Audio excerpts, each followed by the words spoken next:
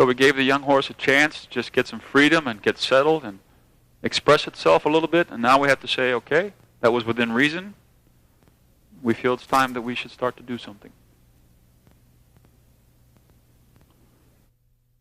I think we have to do with young horses especially is that we take our time. It's important in the idle situation to have the very best rider on the young horses, as we should do it with our students, with our pupils as well. The very best students should be the teachers of our children, the very best riding instructors, coaches, riding teachers should study or school our young riders and junior riders, unexperienced riders.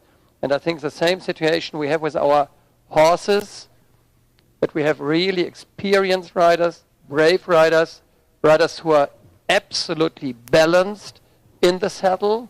Otherwise they will be unable to sit on horseback, because only from the old Europe point of view, I would say, when you school a young horse, it's not schooling a rodeo horse, but we want to, when we start with the very beginning, we have in mind the scale of training, and from the very first step, as we see it here with Britta and the young gelding, we have to have in mind the 6 points of scale of training.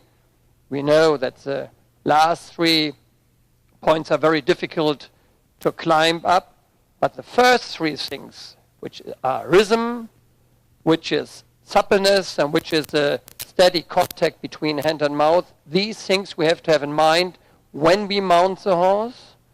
And then I think we have to have a lot of key points. One of these key points is that the young horse has to learn to be in front of the driving aids of a rider. And I think this is the first thing the young horse has to learn, to accept the driving aids. And half halts.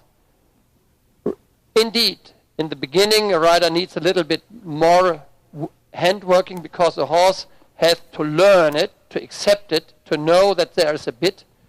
But at the end of the day, the horse has to know that and has to accept the way the rider is doing his handwork, giving half halts. But the system works from the very beginning.